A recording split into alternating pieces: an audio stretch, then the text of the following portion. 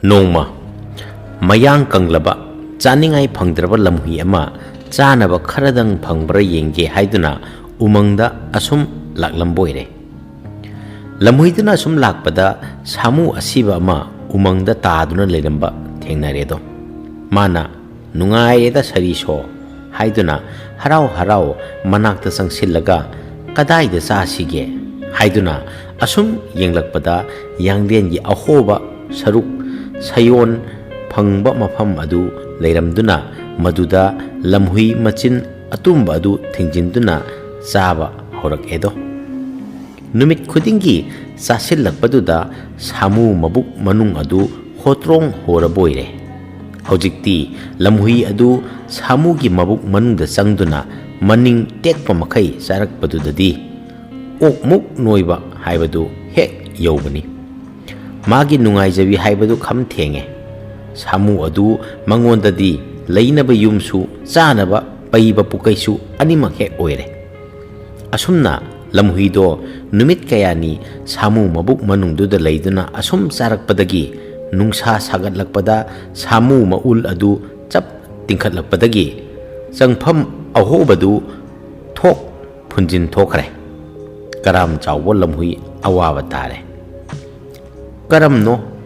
thokadabasu thokpham leitre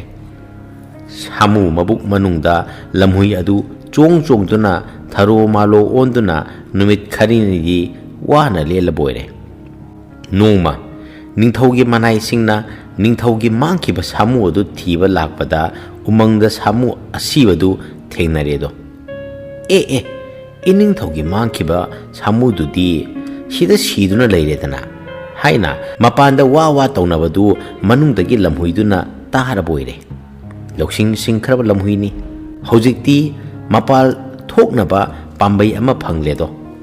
ningthaugi manai singna khara yamna naksillakle haiba tanja aduda lamhuina mayam tanaba manungdagi laurakpoire iningthaugi manai angamba sa aihak ningthaugi samu aduni aihak yanglenda pombadagi siwa tarabada mi pong udaba umang asida laktuna sirabani ai amuk hingalakpa yari aibu karigumba mayam hingat haninglabadi yanglengi ahoba asida ghi haijenbira o adu oirabadi ai soidana hingatlakani wa asi tabada ningthaugi manai sing adu ngakpana kham thengkhraboire makhoi khara chattuna wafam asi ningthaugi mafamda hangatlure makiba samudu umangda siduna leire mayanglenda thau haijillabadi soidana hingalakani tabada ngakpaga nungaibaga ani yanaredo ningthaudo konungi pukaidagi ghi chafu mayam honthaduna umangda pure ningthau macha maksu sana khongleng thaduna samu asiba leiriba mafam adu tana lagedo manai singna ghi chafu mayam adu samu asibadugi jinduna leiriba yanglengi ahoba makhul aduda oro hijilakpadagi ngaihak leiragadi samugi atingba unsa adu thotora aboire madu ubada lamhuina manungdagi laurai ningthaugi manai pumnamak ai haugatpa yarakadore aina haugalakpada karigumba soidana muk tuthara abadi mayam sokani aduna labna hantokpiyu mayam pumnamak handoknare cheksinna sem saduna leinaredo mayam handokna khre haibasi khanglabada lamhuina tanja ama yenglaga samugi mabuk manungdagi leijabi thaduna amuktang pharang launa chongtharakpabu ikoi koisinduna leiramba pumnamaktu loksingka pumang mangduna ngaihak changaknaduna leikiboire lamhui adu palamdre mayam marak phauduna umanglomda grong chensinkhare ningthaugi manai sing aduna makut chaba khulai amamam paiduna halo haiduna pau namduna tanarakpabu lamhui adu hingpham leitredo mana nungsa sor thabet honduna mongsong maraktuda chelakpada kai ama ugnari kai adun mongonda kari tore marup lamhui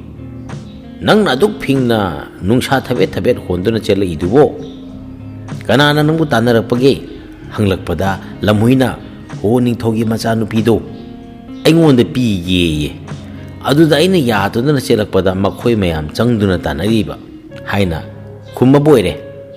ꯀꯩꯅ ꯑꯦ ꯑꯗꯨꯒꯤ ꯑꯣꯏꯔꯗꯤ ꯑꯩ ꯂꯧꯒꯦꯅꯦ꯫ ꯂꯝꯍꯨꯏꯅ ꯐꯩ ꯑꯗꯨꯗꯤ ꯆꯠꯁꯤ ꯑꯩ ꯅꯪꯒꯟꯗ ꯇꯣꯡꯂꯒꯦ꯫ ꯑꯁꯤ ꯍꯥꯏꯅꯗꯨꯅ ꯀꯩꯅ ꯂꯝꯍꯨꯏꯕꯨ ꯃꯅꯪꯒꯟꯗ ꯇꯣꯡꯍꯜꯂꯒ ꯃꯌꯥꯝ ꯂꯥꯛꯂꯤꯕ ꯃꯐꯝ ꯑꯗꯣꯝꯗ ꯂꯥꯛꯂꯦ꯫ ꯃꯈꯣꯏ ꯑꯅꯤꯕꯨ ꯍꯦꯛ ꯎꯕꯗ ꯃꯌꯥꯝꯅ ꯆꯩꯊꯨꯞ ꯆꯩꯔꯥꯡ ꯂꯣꯏꯅꯅ ꯍꯥꯠꯂꯣ ꯍꯥꯠꯂꯣ ꯍꯥꯏꯗꯨꯅ ꯐꯨꯖꯤꯟꯅꯔꯛꯄꯗ ꯀꯩꯅ ꯃꯌꯥꯝ ꯑꯃꯨꯛꯇ ꯉꯥꯏꯕꯤꯈꯣ, ꯑꯩ ꯃꯌꯥꯝꯅ ꯍꯥꯏꯔꯤꯕ ꯄꯨꯝꯅꯃꯛ ꯌꯥꯖꯔꯦ꯫ ꯑꯩ ꯁꯣꯏꯗꯅ ꯅꯤꯡꯊꯧꯒꯤ ꯃꯆꯥꯅꯨꯄꯤ ꯂꯨꯍꯣꯡꯖꯒꯅꯤ ꯐꯅ ꯍꯥꯏꯖꯩ ꯍꯥꯏꯗꯨꯉꯥꯏ ꯃꯥꯒꯤ ꯋꯥꯒ ꯇꯥꯗꯅ ꯃꯌꯥꯝꯗꯨ ꯃꯈꯣꯏ ꯑꯅꯤ ꯇꯝꯅ ꯐꯨꯖꯤꯜꯂꯛꯑꯦꯗꯣ꯫ ꯇꯥꯟꯖꯥ ꯌꯦꯡꯗꯨꯅ ꯂꯝꯍꯨꯏꯅ ꯀꯩꯒꯤ ꯃꯅꯪꯒꯟꯗꯒꯤ ꯐꯠ ꯂꯥꯎꯅ ꯍꯨꯟꯈ꯭ꯔꯒ ꯃꯤꯌꯥꯝ ꯑꯗꯨ ꯂꯥꯟꯊꯣꯛꯇꯨꯅ ꯆꯦꯟꯈ꯭ꯔꯦꯗꯣ꯫ ꯂꯥꯏꯕꯛ ꯊꯤꯕ ꯑꯄꯪꯕ ꯀꯩ ꯑꯗꯨ ꯃꯤꯌꯥꯝ ꯆꯪꯗꯨꯅ ꯍꯥꯠꯇꯣꯛꯈ꯭ꯔꯦ꯫ ꯑꯁꯤꯡꯕ ꯂꯝꯍꯨꯏꯅ ꯃꯊ꯭ꯋꯥꯏ ꯍꯤꯡꯗꯨꯅ ꯅꯨꯡꯉꯥꯏꯅ ꯄꯥꯟꯈꯤꯕ ꯑꯣꯏꯔꯦ꯫ ꯑꯄꯪꯕ ꯂꯥꯂꯣꯏꯅꯩ ꯍꯥꯏꯕꯗꯨꯅꯤ꯫ ꯑꯁꯤꯡꯕ ꯂꯝꯍꯨꯏꯒꯤ ꯅꯝꯊꯥꯛ ꯂꯥꯡꯗ ꯐꯥꯔꯕ ꯀꯩ ꯃꯔꯥꯜ ꯏꯔꯩ ꯂꯩꯇꯅ ꯃꯤꯌꯥꯝꯅ ꯍꯥꯠꯇꯨꯅ ꯁꯤꯈꯤ꯫